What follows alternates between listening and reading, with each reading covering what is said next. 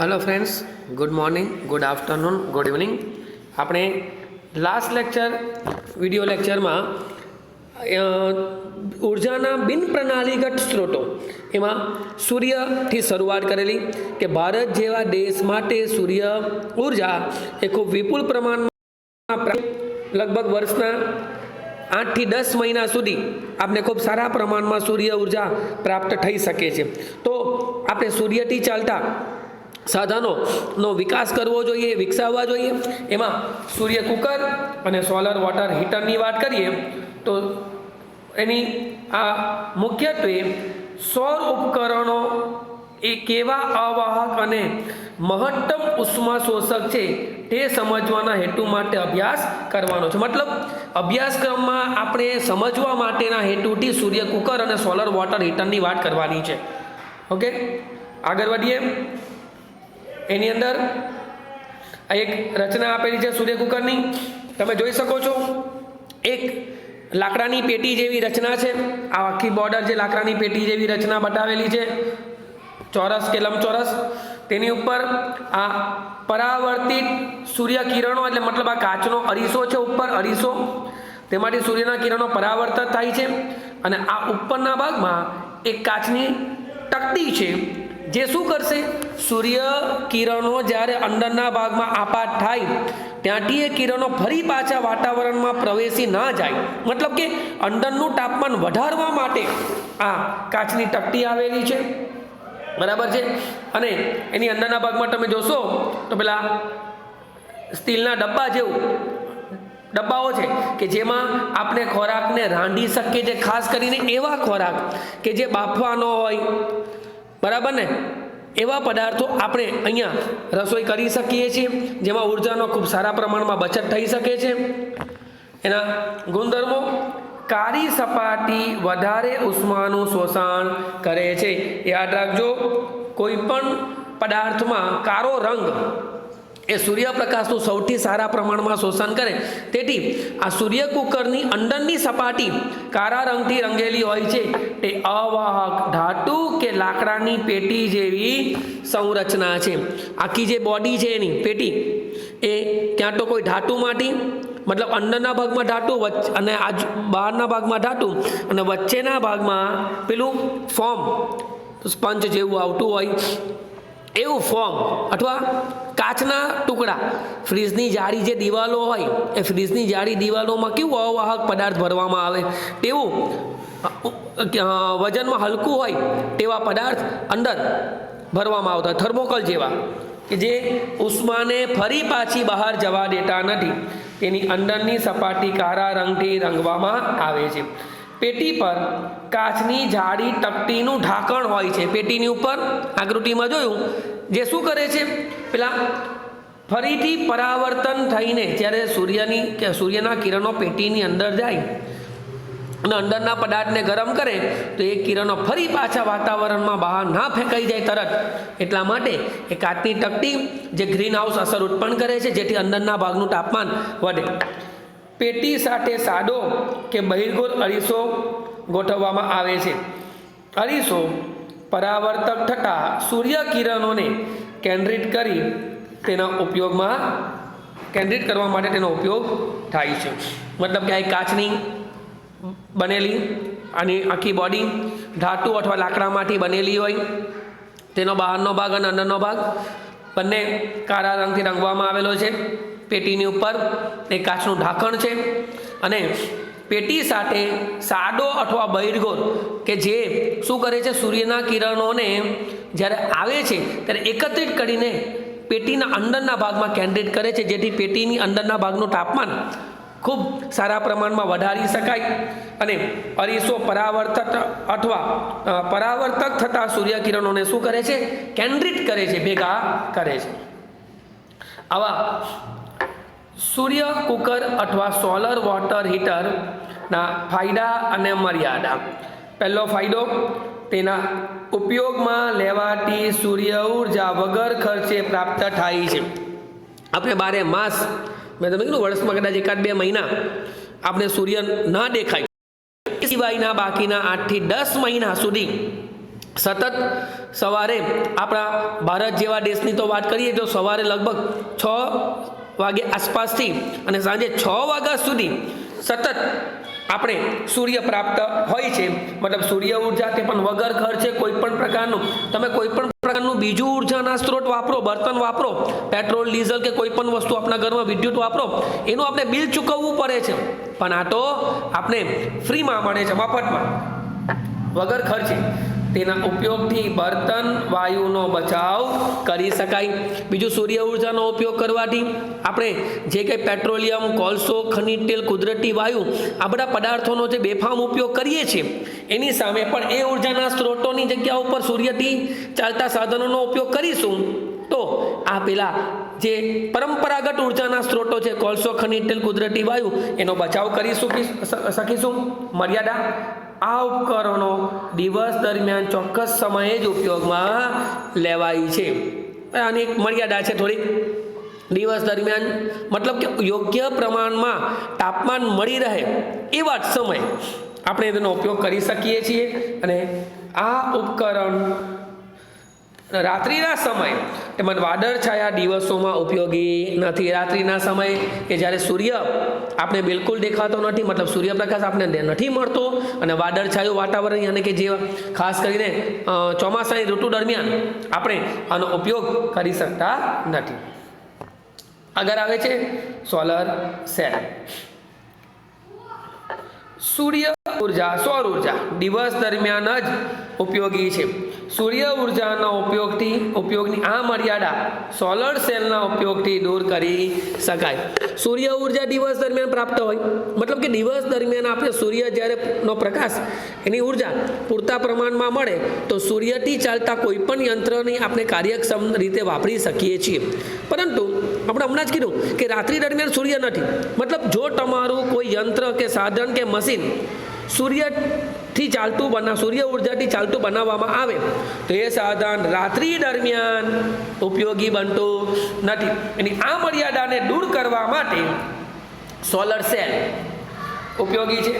Solar cell શું કામ કરે છે? સૌર ઉર્જાનું વિદ્યુત ઉર્જામાં રૂપાંતર કરે છે. આ સૌર ઉર્જા તો સોલર સેલનો ગુણધર્મ છે, એનો સિદ્ધાંત છે, જે શું કામ કરે છે? સૌર ઉર્જાનું વિદ્યુત ઉર્જામાં રૂપાંતર. વિશિષ્ટ સોલર સેલને સૂર્યની સામે રાખવામાં આવે ત્યારે તેમાં 0.5 થી 1 વોટ જેટલો વોલ્ટેજ ઉદ્ભવે છે. ચોક્કસ ગુણવત્તાવાળું સોલર સેલ બનાવવામાં આવે. સોલર સેલની બનાવટ પણ જોઈશું કે સોલર સેલની અંદર એની બનાવટમાં શું ઉપયોગમાં લેવામાં આવે છે, કઈ ધાતુ, કયા સાધનો વપરાય છે.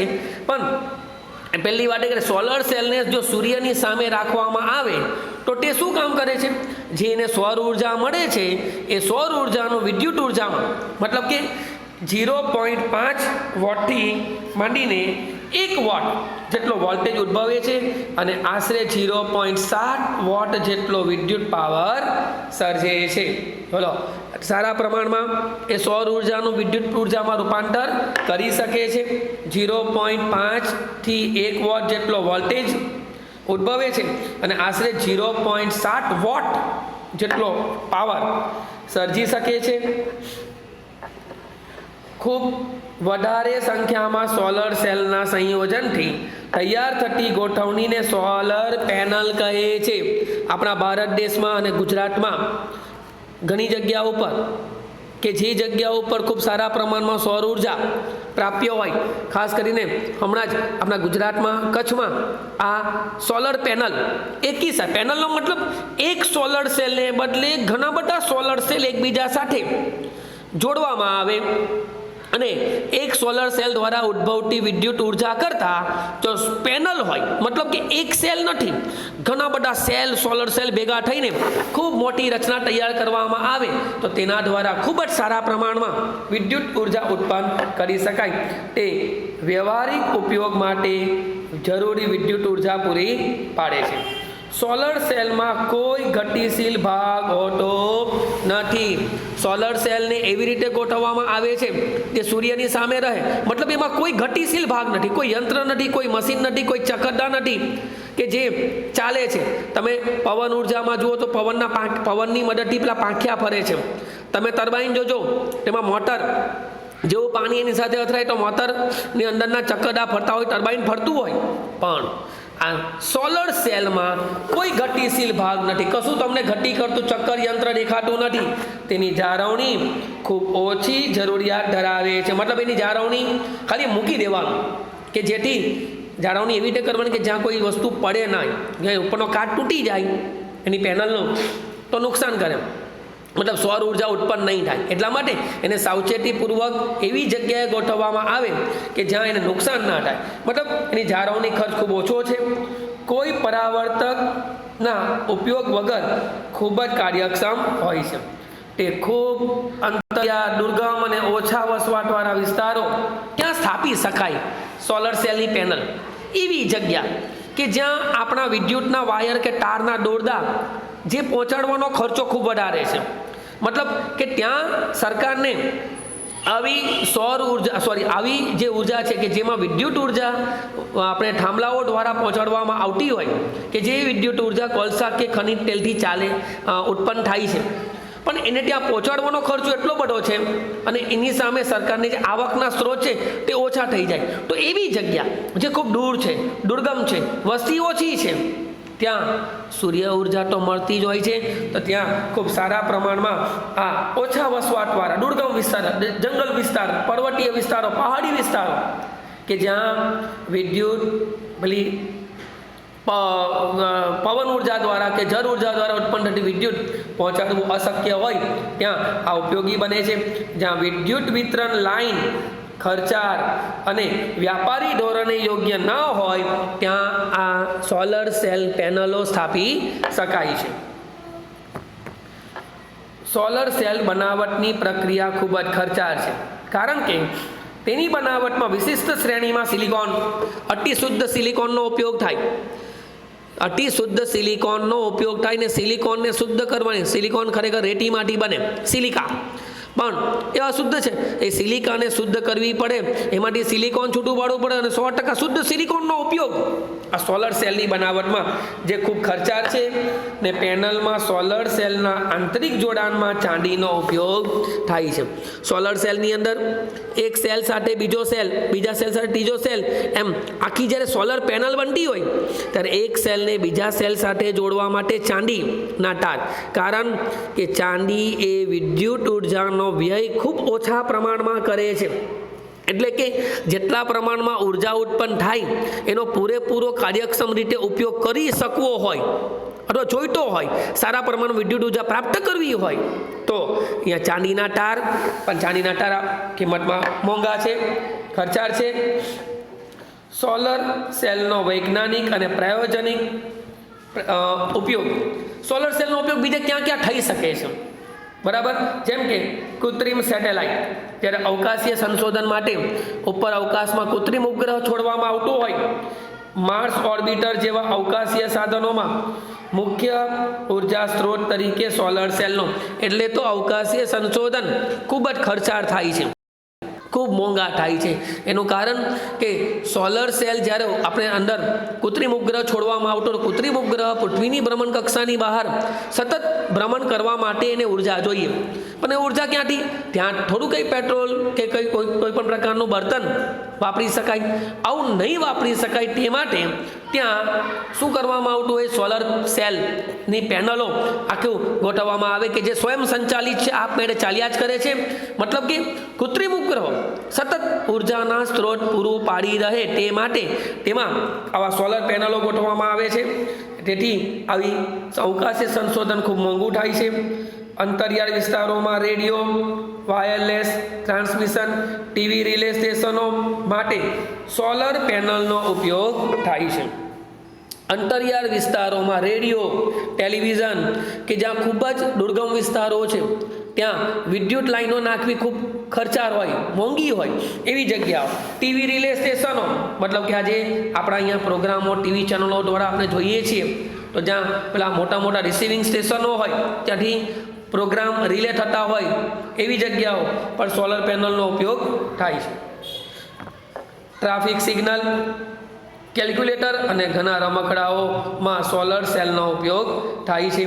વિશિષ્ટ રીતે ડિઝાઇન કરેલી ધરતી છત પર સોલર પેનલ ગોઠવણી કરી વધુમાં વધુ સૌર ઉર્જા આપાત કરવા તેનો ઉપયોગ થાય છે. હવે તો આપણા ઘરોમાં પણ લોકો છત ઉપર ધરતી રાખી, છતને થોડીક ધરતી રાખી ત્યાં સોલર પેનલ ગોઠવવામાં આવે છે અને આપણા ઘરમાં એના માટે એક અલગ મીટરની વ્યવસ્થા કરેલી હોય છે, જેથી જે સૌર ઉર્જાનું વિદ્યુત ઉર્જામાં રૂપાંતર થાય છે એ વિદ્યુત ઉર્જા આપણા ઘરના સાધનો ઉપકરણોમાં આપણે વાપરી શકીએ. બરાબર છે. હવે તો આપણા ઘરે ઘરે અને ઉદ્યોગોની અંદર, ફેક્ટરીઓ, કારખાનાઓમાં પણ આ સોલર સેલનો ઉપયોગ થઈ રહ્યો છે. ઓકે, અસ્તુ.